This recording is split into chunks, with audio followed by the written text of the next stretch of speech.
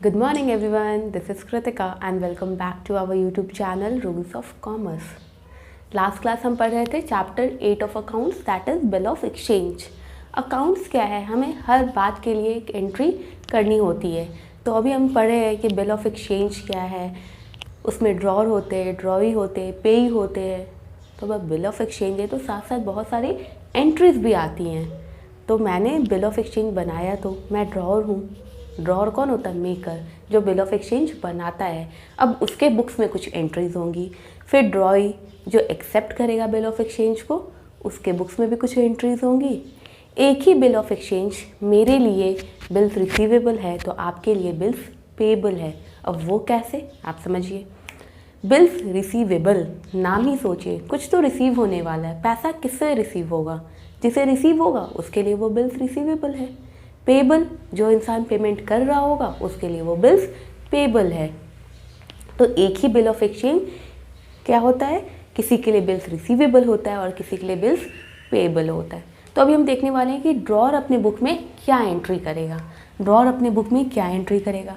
अब आपको starting first lecture याद कीजिए, उसमें मैंने आपको बताया था बिल ऑफ एक्सचेंज हमें क्यों देना पड़ता है, क्यों बनाना पड़ता है। क्योंकि हम जब सामान कैश में खरीदते या बेचते हैं तब तो कोई परेशानी की बात है ही नहीं। बट जब हम सामान क्रेडिट में बेचते हैं तो हमें एक डर रहता है ना कि सामने वाला पार्टी हमें पैसा ला के देगा या नहीं देगा। तो इसीलिए हम क्या करते हैं, एक लीगल इंस्ट्रूमेंट का हेल्प ले लेते हैं और वो है बिल ऑफ एक्सचेंज। तो मैंने बिल ऑफ एक्सचेंज दे दिया तो वो लायबल हो गया पे करने के लिए, वो लायबल हो गया पे करने के लिए। तो अब मैंने सामान को मतलब क्रेडिट पे बेचा होगा। ड्रॉर जो है सामान क्रेडिट पे बेचा होगा। अब क्रेडिट पे बेचा होगा तो एंट्री क्या करेंगे, customer account debit to output CGST। अब CGST क्या है, central GST, SGST, state GST। मैंने एकदम स्टार्टिंग वाले अपने लेक्चर्स में जब हम चैप्टर 1-2 पढ़ रहे थे तब ये सारी बातें हमने डिस्कस कर ली है। अब कस्टमर अकाउंट यहाँ डेबिट क्यों होगा, ये सब जब हम जनरल एंट्री पढ़ रहे थे तब आपको समझा दिया था ना कि कौन सा आपको इंक्रीज़ हो रहा है तो डेबिट होगा, कौन सा डिक्रीज़ हुआ तो क्रेडिट होगा। ये सारी वीडियोस अगर आपने नहीं देखी है तो आप प्लेलिस्ट जाके देख लो, चेक कर लो और पढ़ लो। तो कस्टमर अकाउंट डेबिट हो गया to output CGST account, to output SGST account. एक बात ध्यान रखिएगा, ड्रॉज का जब बुक होगा तब हमेशा आउटपुट लिखना है, सेंट्रल अपना GST लगाएगी, स्टेट अपना GST लगाएगी, IGST होगा, ये सारी चीज़ें होंगी ना। तो आप हमेशा क्रेडिट लिखोगे to output CGST, to output SGST, to output IGST, to sales account, क्योंकि मैंने क्या किया था, सामान को क्रेडिट पे बेचा था। अब नेक्स्ट आता है on drawing accepted and receipt of the bill. अब बिल ऑफ एक्सचेंज बना दिया बट जो ड्रॉवी है उसने एक्सेप्ट किया ही नहीं, तब तो कोई मतलब ही नहीं है। तो जब तक वो एक्सेप्ट नहीं करेगा तब तक हम ये एंट्री नहीं ना कर सकते हैं। तो जब उसने एक्सेप्ट कर लिया तब हम एंट्री कर रहे हैं बिल्स रिसीवेबल अकाउंट डेबिट। हम इसे जो है B/R भी लिख सकते हैं। लेटर ऑन मैं यही लिखने वाली हूँ जब हम जनरल एंट्री करेंगे। Bills receivable account debit to customer या फिर डेटर अकाउंट। अब ये एंट्री तो हो गई ड्रॉवर्स के बुक में। अब ड्रॉवी भी तो कुछ करेगा ना, उसके बुक में भी कुछ एंट्री होगी। अब उसके बुक में क्या एंट्री होगी, उसने गुड्स परचेज किया है, वो भी क्रेडिट पे, तो उसके बुक्स में एंट्री होगी purchase account debit. Input CGST, इसके लिए इनपुट GST हो गया ना, तो input central GST, state GST, IGST, account debit to supplier या फिर क्रेडिटर अकाउंट। नेक्स्ट उसने बिल एक्सेप्ट कर लिया तब एंट्री क्या करेगा, वो supplier account debit to bills payable account. ये सारी जनरल एंट्री आपको समझनी है, नहीं तो जब हम न्यूमेरिकल्स बनाएंगे तो फिर हमें मुश्किल होगी।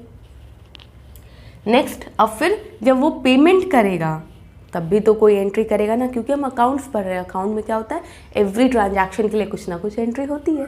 कोई भी बात हो, कुछ भी हो, एक एंट्री तो जरूर करना है।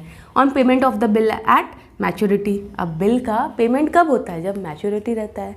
अब बिल मैच्योरिटी डेट कैसे कैलकुलेट करते हैं वो लास्ट लेक्चर आप जरूर देखना। Bill payable account debit to cash और बैंक अकाउंट। क्या लिखेंगे, bill payable account debit to cash और बैंक अकाउंट। तो ये सारी एंट्रीज थी, ये एंट्रीज है हमारे ड्रॉर्स के बुक में और ये एंट्री है ड्रॉई के बुक में। अब देखो ड्रॉर के बुक में क्या है, उसने सेल किया था क्रेडिट पे, तो पहले वो एंट्री आप एकदम बेसिक अपने दिमाग से सोचना, तब आपको एंट्री बहुत आसानी से होगा। बिल ऑफ एक्सचेंज क्यों बना रहे थे, क्योंकि क्रेडिट पे सामान बेच रहे थे। तो अब पहले अपने आप को आप ड्रॉर मान के अगर सोचते हो तो आपने सामान को क्रेडिट पे बेचा है, तो आप क्या करोगे, सामान को क्रेडिट पे बेचा है तो सेल्स अकाउंट वाले एंट्री होगी ना, तो आपने एंट्री कर दिया customer account debit to sales account. बीच का जो ये आउटपुट है वो आपको देखना होगा कि सेंट्रल जीएसटी, स्टेट जीएसटी कितने कुछ हैं, वो क्वेश्चन में प्रोवाइडेड रहेंगे, वो आप लिख लिए। अब बिल ऑफ एक्सचेंज जब तक ड्रॉ एक्सेप्ट नहीं करेगा तब तक क्या होगा, वो बिल ऑफ एक्सचेंज होगा ही नहीं। उसने एक्सेप्ट किया और आप एंट्री कर लिए, वो एक हो गया। नेक्स्ट आप अपने आप को ड्रॉ भी सोचना, ड्रॉ में क्या आपने परचेज़ किया है क्रेडिट पे, तो परचेज़ की एंट्री कर दी। अब आपने बिल को एक्सेप्ट भी किया, आपने बिल को एक्सेप्ट भी किया, तब एंट्री कर दी creditor account debit to bills payable account. अब उसके बाद आप ही हो ना जो पेमेंट भी करोगे, आप ही हो ना जो पेमेंट भी करोगे, तो आप जब पेमेंट करोगे तो फिर से एक एंट्री होगी bills payable account debit to cash और बैंक अकाउंट। आई होप आपको समझ आ रहा होगा, नहीं समझ आ रहा है तो प्लीज़ आप मुझसे कमेंट सेक्शन में पूछो या फिर इंस्टाग्राम पे डीएम करो, क्योंकि एग्ज़ाम्स आने वाले हैं। नेक्स्ट है हमारा डिफरेंट कंडीशन जो हम बिल ऑफ एक्सचेंज के साथ करते हैं, रिटेन करते हैं मैच्योरिटी डेट तक, या फिर डिस्काउंट देते हैं बिल ऑफ एक्सचेंज पे, डिसऑनर होता है, रिन्यूअल होता है, ये सारे टर्म्स मैंने लास्ट लेक्चर में डिस्कस कर लिया है। रिटेन जब करते हैं बिल को, retain the bill at the date of maturity. अब जब मैच्योरिटी तक बिल ऑफ एक्सचेंज को हमने रिटेन कर लिया है, तब हम एंट्री क्या करेंगे, कैश और bank account debit to bills receivable account. B/R लिखा है मैंने, वो होता है बिल्स रिसीवेबल। अब यहाँ पे अमाउंट क्या होगा, अमाउंट जो बिल का रहेगा सेम अमाउंट हम क्रेडिट साइड पे भी लिखेंगे और डेबिट साइड पे भी लिखेंगे। रिटेन करना बिल ऑफ एक्सचेंज, ये क्या होता है, ये मैंने लास्ट लेक्चर आपको बताया है। नेक्स्ट कंडीशन है हमारा when bill is discounted with the bank. अब बिल ऑफ एक्सचेंज को आप जब बैंक में लेके जाते हो और बोलते हो कि मुझे इसकी पेमेंट कर दो, तब हम बोलते हैं डिस्काउंटिंग ऑफ बिल, ये भी मैंने लास्ट क्लास बताया आपको। तब हम क्या बोलते हैं, डिस्काउंटिंग ऑफ द बिल। अब उस टाइम पे एंट्री क्या होगी, ड्रॉर्स के बुक में भी एक एंट्री होगी और एक होगी ड्रॉई के बुक में भी, ड्रॉवर के बुक में भी एंट्री होगी और ड्रॉई के भी बुक में एंट्री होगी। अब आप देख लो, when bill is discounted and cash is received और credited by bank to bank account.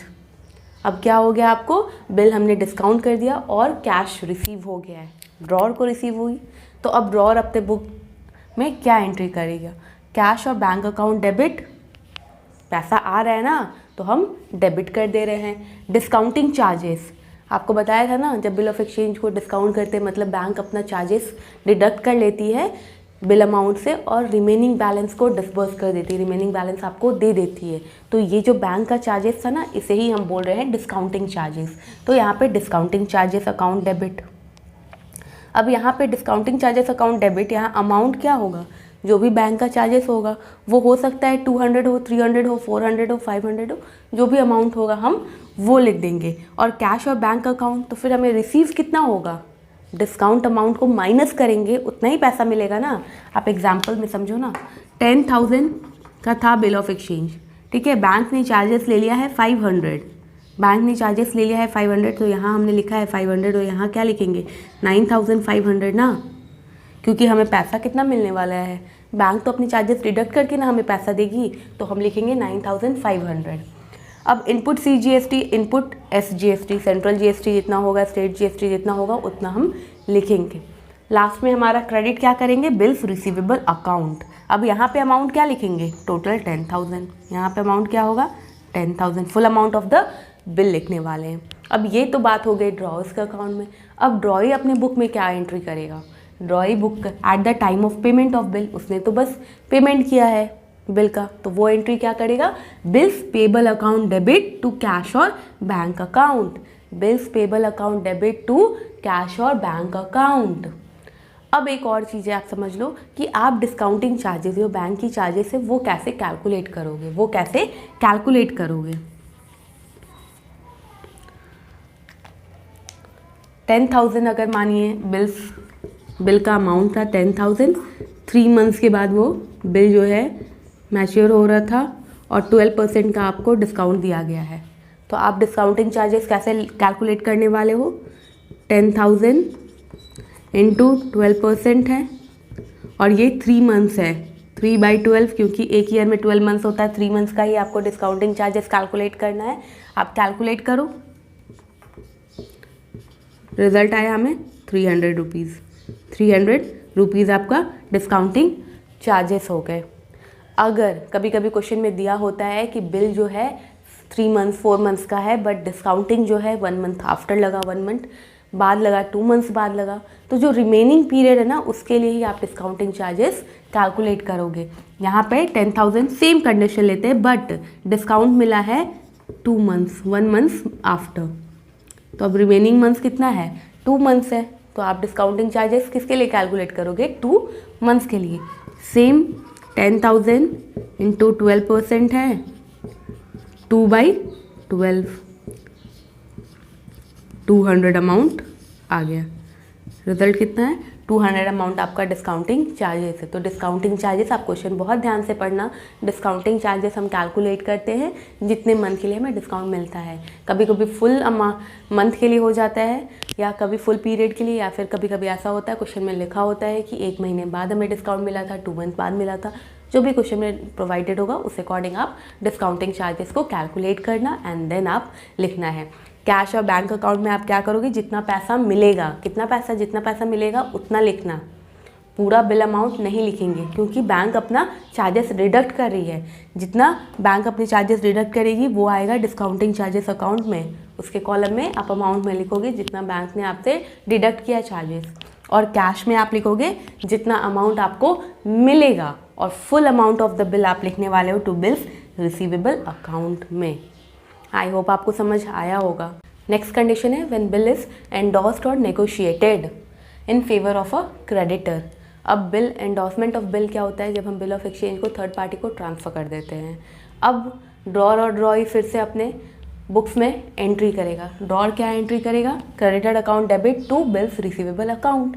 Drawee के लिए वही बिल क्या है? बिल्स पेबल है, तो bills payable account debit to cash और बैंक अकाउंट। अब एंडोसर कौन होता है? एंडोसी कौन होता है? एंडोसर और एंडोसी क्या होता है ये भी मैंने आपको लास्ट लेक्चर बताया था। जब हम थर्ड पार्टी को देंगे तो वो एंडोसी हो जाएगा।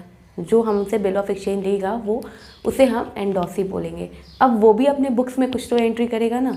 अब वो क्या एंट्री करेगा? Bills receivable account debit to endorser account. जब उसने पेमेंट किया, when bill is honoured at maturity, जब बिल ऑनर्ड हुआ मैच्योरिटी पे, तब क्या एंट्री होगी? तब एंट्री होगी कैश और bank account debit to bills receivable account. I hope आपको सब समझ आया होगा। नहीं समझ आया तो प्लीज़ आप कमेंट सेक्शन में पूछ लो, या फिर डायरेक्टली आप मुझसे इंस्टाग्राम पे भी डीएम कर सकते हो।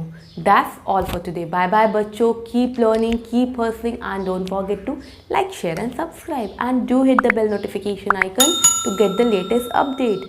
Follow Rules of Commerce on Instagram and Facebook too. Bye bye and take care.